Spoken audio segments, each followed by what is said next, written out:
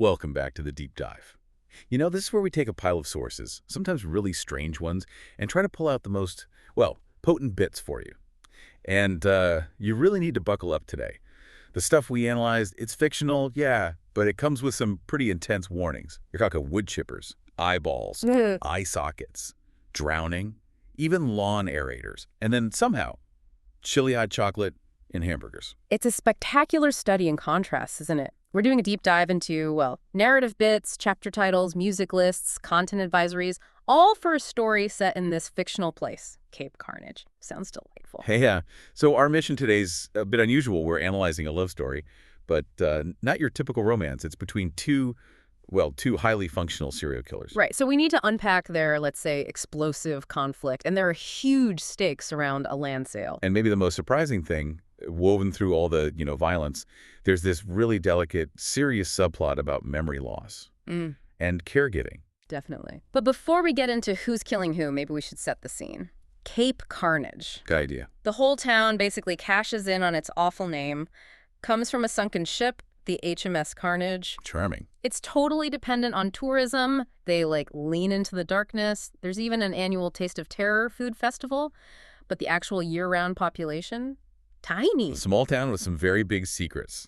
And one of the key residents, Harper, she's one of our main characters, she sees herself as kind of a caretaker of the town's ecology, which apparently involves feeding the rhododendrons really well. Yeah, her approach to landscaping is not exactly standard practice. We learn pretty quickly about her routine for disposing of people she decides are, quote, assholes who deserve their fate. And the centerpiece of this routine is her wood chipper, which she actually calls Cookie Monster. Oh. And the way it's described is almost chillingly domestic, except for the details, like that time it jammed because a victim had a titanium plate in his leg.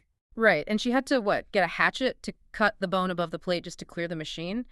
The procedural detail there is something else. What gets me is the efficiency, the, emotional distance in how she handles it. She doesn't see the remains as evidence to hide, but as resources. Exactly. She's closing the loop in her mind. Right. So the ground-up bits, they do two things. One, fertilizer for specific flower beds, irises, dahlias, lilies. And two, and this is maybe even weirder, she feeds some of it to her pet raven, which is apparently super smart and hand-raised. That raven, Morpheus, he's almost a character himself. Yeah. Harper trained him to talk, and his voice is described as a near-perfect replica of hers. Creepy. And his favorite phrase, apparently repeated while he's eating of the remains, is, nom nom nom, feed me. Nom nom. Okay, I need a second with that one.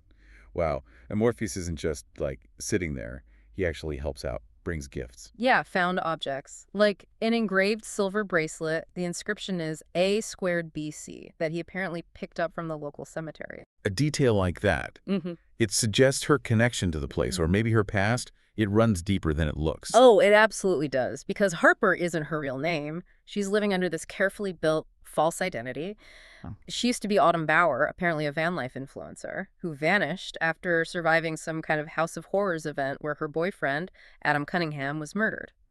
So she changed her look, darker hair, and now she lives in constant fear that something, like a raven bringing back a bracelet could expose her entire past. Exactly. That threat hangs over everything she does.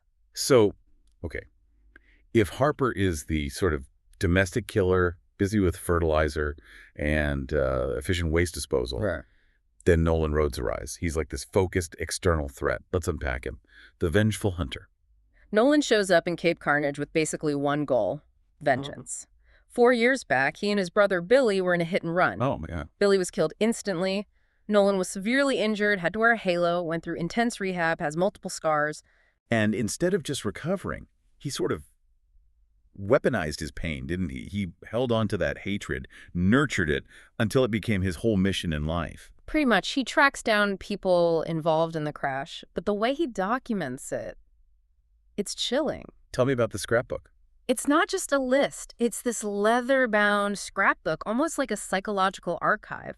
For each person he hunts down and kills, Mark Beaumont, Dylan Jacobs, Trevor Fisher, he includes photos of them, terrified. Okay. Lists of their minor crimes, maybe to justify it to himself. And then the trophy, preserved strips of their skin. Oh, God. Skin strips bearing the Memento Mori tattoo. Remember, you must die. He's a collector. The Grim Collector, yeah. And the grand prize in his collection, the one he was saving for last, the woman he thought was the driver, Harper Starling. Which is the name Harper's using now. Exactly. But what's really interesting is how the source material just blows up his neat little mission almost immediately. He comes to hunt her, and instead, things get complicated fast. Their first encounter involves her putting a severed head in his bird feeder as a warning. Uh-huh. That's how he earns the nickname Ball Meat Guy from her. Right. Ball meat guy. Gotta love the writers throwing in that kind of like low-level passive aggression amidst the horror. But the conflict changes shape really quickly, doesn't it? When she steals his scrapbook. Yeah, suddenly she has leverage. His whole mission, documented, is in her hands, and she needs his help. Urgently. He has a massive problem. 16 bodies buried on this guy Arthur Lancaster's property. And they have this insane deadline, only 3 weeks to get all 16 bodies exhumed and moved before the land sale on Arthur's estate closes, if they don't make it. They're both completely exposed. It puts them both in just desperate jeopardy. And that pressure, that shared danger, it acts like gasoline on a fire for their relationship. The whole enemies thing just crumbles. It's replaced by this incredibly intense dark attraction. Yeah, the descriptions of their encounters, they're explicitly linked to managing pain, aren't they? There's BDSM, impact play, even some mild knife play. And that detail where Harper wraps a rope around her own neck, basically daring him to destroy her. Why does she do that? It feels like a key part of her psychology. When she tells him, "Fuck me like you hate me," it's like she's trying to reclaim control over pain and terror. Which makes sense, given what she supposedly went through when she vanished as Autumn Bauer. It's her way of taking agency back, maybe even through submission. But just as they form this incredibly twisted alliance, another threat pops up. Sam Porter, the amateur journalist. Right, the sleuth seeker. Sam's obsessed with the property owner, Arthur Lancaster. He thinks Arthur is actually a long-vanished serial killer called La Plume, who used a quill to write on victims. That's his theory. And he's tracking Nolan with a drone, thinking Nolan is just Arthur's latest helper or something. So now Nolan and Harper have to work together again, but this time to sabotage Sam's gear, feed him false leads. Yeah, because Sam is a huge threat to both of them. He could expose Harper's real identity and potentially uncover whatever Arthur's secrets are. And Harper tries really hard to protect Arthur. She even stages a murder, right? Kills this tourist, McMillan, while Arthur has a solid alibi he was in the hospital. But it backfires spectacularly. The fatal clue. The police find McMillan's body. And imprinted on his skin is the distinct outline of the handle of Arthur's wolf head cane. A perfect accidental signature, linking Arthur right back to the crime Harper committed specifically to protect him. Oof. That loyalty Harper shows Arthur really forces you to shift focus away from just the violence and towards the emotional core of the story, which is that caregiving relationship. Yeah, this is where the story gets that really profound cognitive dissonance you mentioned earlier. Yeah. The same woman who, uses human remains for fertilizer. Is also this incredibly devoted caregiver. We find out Arthur Lancaster is elderly. He's a loved one, and he's dealing with mild cognitive impairment, MCI, which is progressing into early Alzheimer's. And the symptoms feel very real, very sensitively handled. You see the memory loss, the restlessness, the difficulty thinking, but also the paranoia, the confusion. Like the phantom shoe thief he thinks is stealing his shoes. Right. Or when Harper finds his really expensive Swarovski sugar bowl just sitting in the fridge for no reason. Classic signs. But Harper manages it all with routine and just immense emotional labor, making his specific requests like the chili hot chocolate, making lunch, playing Mozart, Don Giovanni. Her whole life is this tightrope walk. Mass murder on one side, ensuring Arthur's comfort and stability on the other. It's wild. And that loyalty, it seems rooted in Arthur's own past. He apparently confuses Harper with his daughter, Poppy Lancaster, who died years ago.